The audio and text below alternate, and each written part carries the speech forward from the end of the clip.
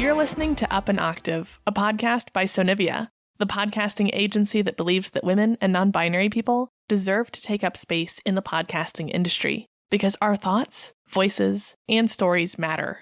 Here you'll learn how to make dope podcasts that inspire, educate, convert, and most importantly, make your voice shine. I'm your host, Rue Spence, and I'm here to take podcasting up an octave. Let's get into it.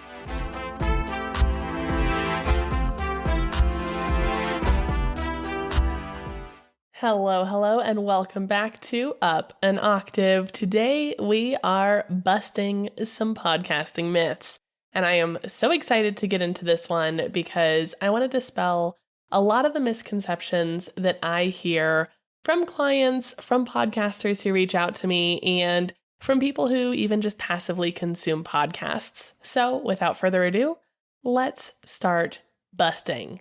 The first myth that I want to bust is that you need expensive equipment. Now, there is a threshold where the equipment that you're using, costing a little bit of money isn't the worst thing, but you definitely don't need to be using a $1,000 microphone. There's pretty much no one that I would say needs to use a $1,000 microphone just to record a podcast.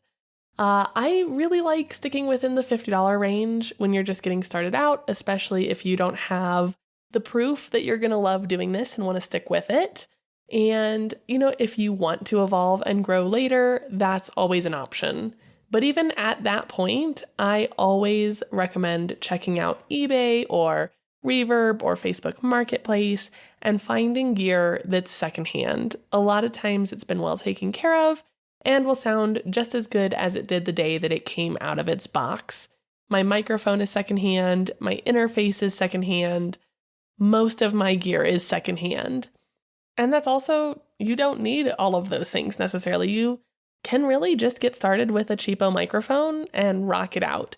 There's no reason that you need to invest in an interface right away unless you're trying to do something like record multiple channels in person or, you're doing live events. If you're just one person with one microphone, starting with a $50 Fifine AM8 off Amazon, not a bad way to go. The next one is that you need or will even get a big audience right away.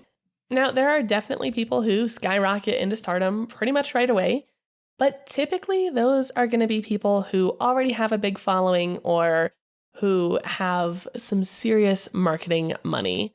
And so, if you are just somebody with something on their heart to talk about, expecting that you're going to have a huge following immediately is setting you and your show up for failure. So, do the work, make your show as good as possible, kind of enter that Delulu land of podcasting as though you are a top ranking podcast. And kind of, if you build it, they will come. Make the show for 1 million people and do the work to grow it, but definitely don't expect that to happen overnight. That is one of the most disheartening facts to a lot of new podcasters, but it's really not a bad thing. Growing grassroots and making something that evolves over time really should be the goal. If you're just getting into it to be an overnight sensation, there are very few things where that is going to be your reality. Another one that I want to bust is, and we're just going to kind of rock right through these. I want this to be in and out so that you can get back to whatever you have going on this week. So the next one is that it's too late to start, that there are so many podcasts out there that there's no room for yours. So while there are nearly 2.5 million podcasts listed in Apple, only 450,000 of those are active, which means that even if you are only getting started today, or even 6 months from now, you have not started too late. Yes, podcasting is busy, but so are books, and there are new authors getting published every single week. So while maybe it would have been better to start 6 years ago, that didn't happen. And that shouldn't be something that stops you from starting now. Make the best show you can make and try and find a way to do things differently than the people who have been podcasting for 5, 10, 15 years at this point. Sometimes a fresh voice and an industry disruptor is exactly what listeners and consumers have been waiting for. And I think so much of this is imposter syndrome as well, that you're like, well, these people have been doing it forever. Their show's super successful. There's no way that me starting today could ever reach that level of success, fame, accolade, whatever. But really, something that I always tell my clients is that the you-ness of your show is what is unreplicable. That word is so hard for me. That is the special sauce that's going to make you find your people. There's just no way for you to be the first. And the people who have started new genres, the My Favorite Murders out there, you're right, that does exist. Mel Robbins beat you to it. Karen and Georgia beat you to it. Whomever you admire that first planted that seed of, I want to do this, they beat you to it. But something that when I talk to podcasters who've been at it for a while, something that Mel Robbins, Karen and Georgia, something that they don't have is the ability to have learned from them.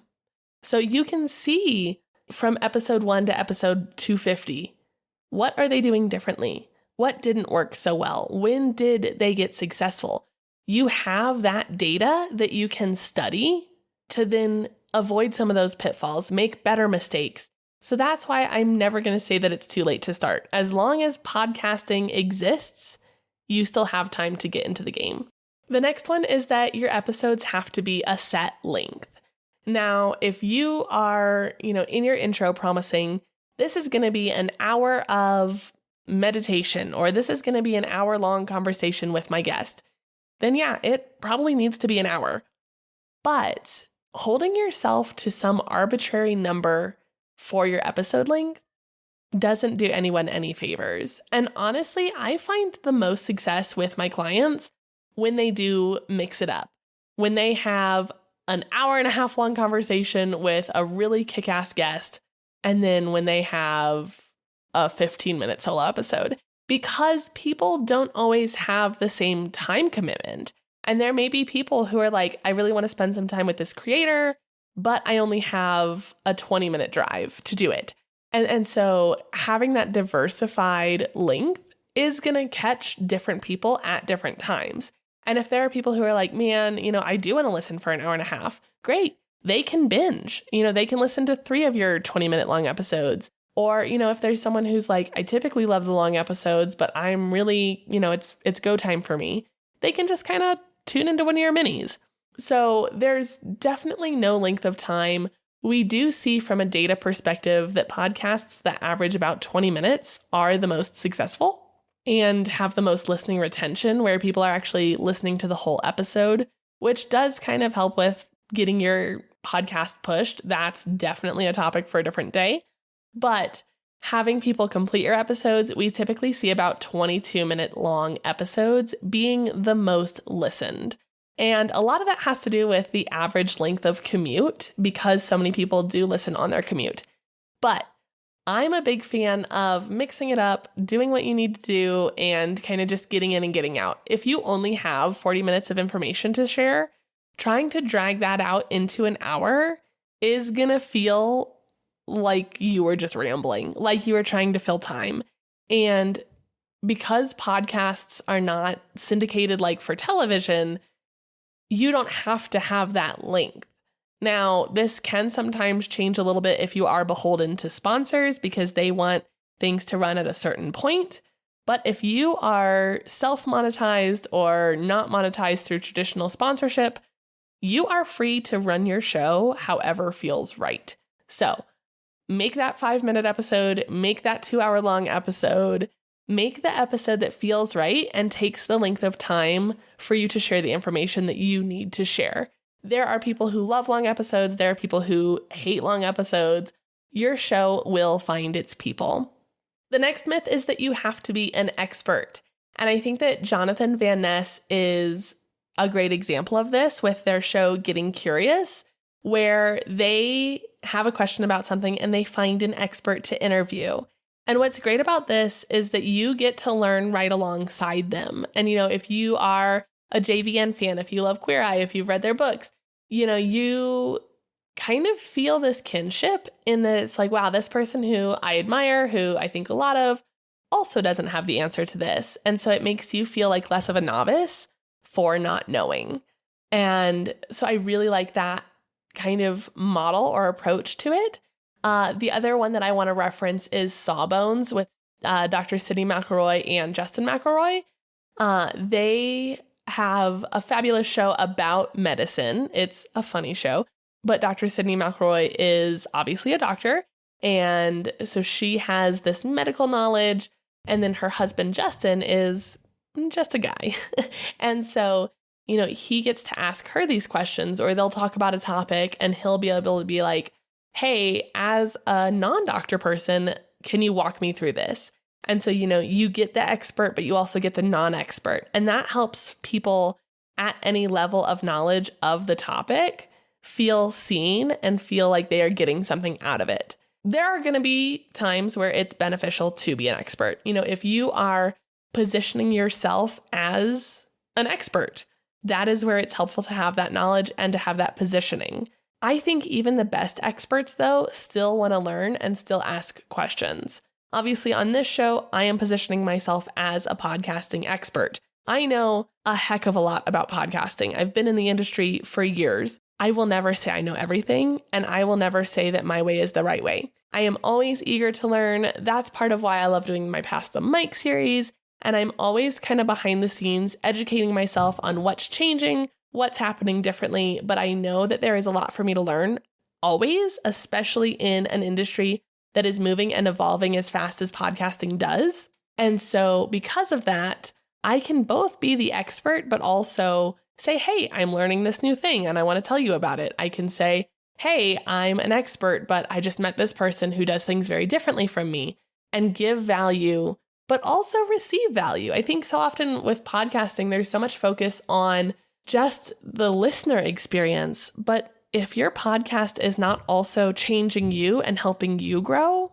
or helping you think new thoughts, I thoroughly suggest you take a minute and figure out why it matters to you to continue doing this. Because if you're not also getting something out of it, if you're just pouring into your listeners and don't feel like you are receiving something, your relationship with podcasting is going to be way too one-sided, where you feel like, if your listeners are quiet one week, or maybe you're just starting out and you don't have any, if you're not also getting something just by the experience of creating, then you're going to be beholden to that feedback. And when that doesn't come, you're going to be left unsatisfied. But if you are like, I would still make this show even if no one ever listened. I would make this show if it was basically an audio diary where I'm just noting my experience. That is the sweet spot that is also going to be more attractive to listeners. All right, now I'm going to bring the energy down a little bit and talk about monetization. If traditional sponsorship is your goal, there are benchmarks that need to be met before most traditional sponsors are going to find your show attractive. This isn't personal, this is business, baby. And, it's something that I think a lot of people are like, cool, HelloFresh is going to reach out to me on day one. And that's just not how it works. The same is true for growing like a Patreon. Even if you have a great show and you have dedicated listeners, getting to a point where you are really making some serious money off of your show is something that takes time. And that's part of why, having that, I would do this for free, I would do this for myself and no one else, is so important. Because if you are just doing it for a paycheck, you could be doing it for a very long time and feeling unsatisfied. Now, this changes a little bit depending on the model of show that you're following. And if you're not familiar with the models, I teach them in my first 3 episodes of this show. So head way back into the archives. But that is, if you're just doing it for fun, if you're doing it as kind of a, hey, I'm going to talk about this thing I like. Or if you're doing it like, hey, I have a business, I am an expert in this, this is my show.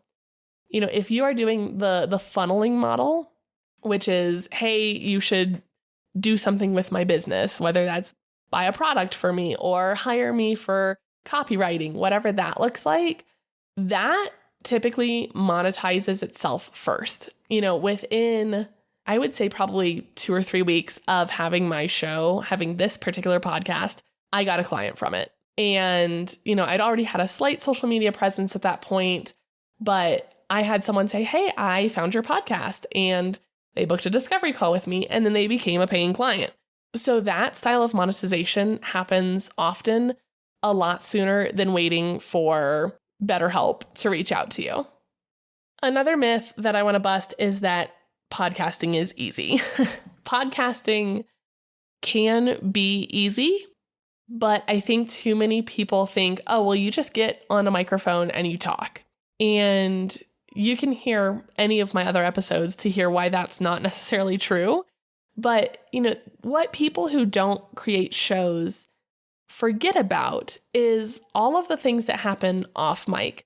There is planning for the show. There is doing your research, knowing what you're going to talk about, getting over the fear of the microphone, being okay, being uncomfortable with talking to basically yourself and pretending that there are other people listening.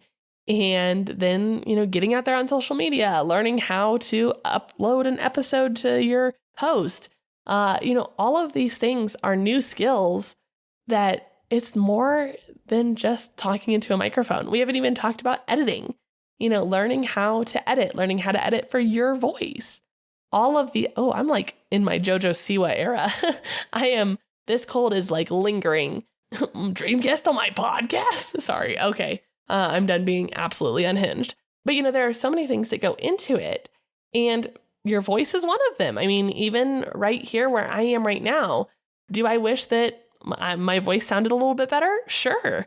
But, there are all these things that go into it that you often don't know what you don't know. And part of why I have people call me is they're like, hey, I started a show and I hate it. It's not going well. And, kind of working with them to reset things and to course correct and to create something that they actually love, because for whatever reason, they didn't know the work that was going to go into it. And once they discovered, they went, oh my God, this is not what I thought it was going to be. And so, while I think you absolutely can make a show, knowing what you're getting into is really important. So, do the research, listen through some of my episodes, and understand what level of commitment you're willing to make, and, understand how you're going to get it done. Maybe you need to outsource. Maybe you are prepared to take it all on. Maybe in taking it all on by yourself, you need to do 2 episodes a month or 1 episode a month instead of putting out the 2 a week that you originally planned on. And in the spirit of spreading yourself too thin, the myth that you need to be everywhere. This is also not true. You don't need to do YouTube. You don't need to TikTok. You need to make what feels good to make.